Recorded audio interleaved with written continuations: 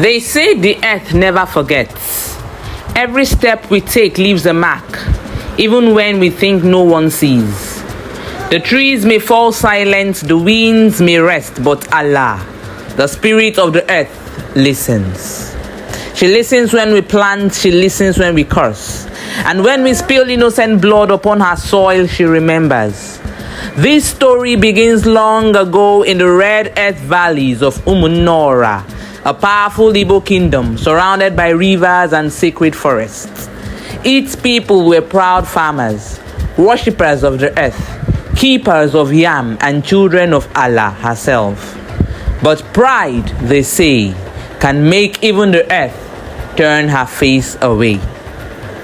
The morning sun rose over the thatched rooftops, painting the air with the smell of roasted yam and palm oil. It was Iriji, the new Yam Festival, the day the people of Umunneora offered the first fruit of Allah, the Earth Mother. Drums beat like thunder, women danced, their wrappers tied high, their anklets ringing with rhythm. The chief priest Adanna stood before the shrine, a clay mound shaped like a woman's belly, adorned with white chalk, red feathers, and broken pots filled with fresh yam slices. He raised his staff and called out, Allah, mother of fertility, we bring your children's harvest before your feet. May our wombs never dry, may our barns never empty. The crowd responded with one voice, Ise. Among the crowd stood a young man named Okadike, tall, broad-shouldered, and fearless. He was the pride of Umunneora's hunters, the kind who could bring down a leopard and still laugh about it.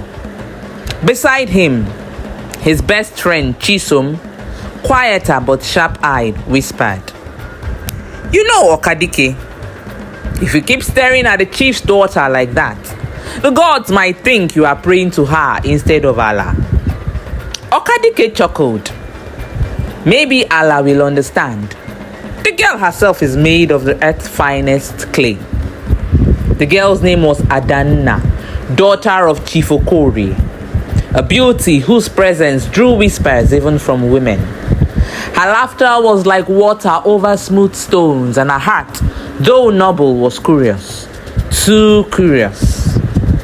That evening, as the drums faded and palm wine flowed, a quarrel broke out near the yam bands. Two young men, brothers, fought over inheritance, their rage fueled by drink. Okadike tried to stop them, but before he could, one of them struck the other with a pestle. The man fell, blood spilling onto the ground. The crowd froze. The priest Nana shouted in horror, "Stop! The earth has been defiled. Allah has been stained with innocent blood." The air grew heavy, even the crickets went silent. Killing within the village walls was a crime against the earth. It was called an abomination. Alo. At dawn, the elders met beneath the great Udala tree. Chief Okori said, "The land must be cleansed. The killer will be banished for 7 seasons, and the blood soil purified with sacrifice." The rites were performed, goats were slaughtered, libations poured. But that night, rain fell though no clouds had been seen. The thunder was strange, echoing deep beneath the ground. In his sleep, Priest Nana heard a woman's voice whisper, "You have washed the blood of men, but what of the blood of truth?" He woke trembling. Something else had been offended. Something deeper than custom. Weeks passed. The land bore strange fruits. Yam vines grew twisted, and children were born with birthmarks shaped like drops of blood. Okadike noticed it first while hunting. He saw the forest had changed. Animals avoided certain paths, and even the river seemed to hum softly at night. He told his friend Chisom, "The earth feels awake, as if she's watching." Chisom nodded. Perhaps it's the woman in your head you're thinking of. But Okadike wasn't imagining it. He had begun to dream. Dreams of a woman's voice calling his name from beneath the soil. At the same time, Chief Okorie grew restless. His wealth had increased mysteriously. New gold, new slaves, new wives. He claimed it was from trade, but whispers said he found something forbidden. A cave near the sacred forest where no mortal was meant to dig. He had begun to take from the earth without offering. And in Allah's law, that is theft from the mother herself. One night, during a storm, Adanna went missing. They found her footprints leading into the forest. Okadike gathered his hunters and followed. Lanterns flickering in the wind at the forest edge. The trees seemed alive, roots moving like snakes beneath the soil. They found her standing before a massive anthill glowing faintly blue. Her eyes were open but blank. Her mouth whispered words not her own. She says the land is tired, that her womb bleeds, Adanna murmured, voice trembling. The priest gasped. Allah speaks through her.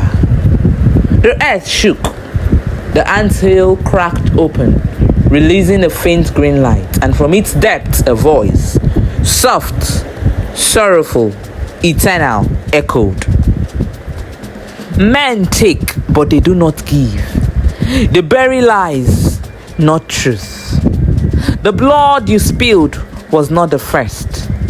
The chief has taken what belongs to me.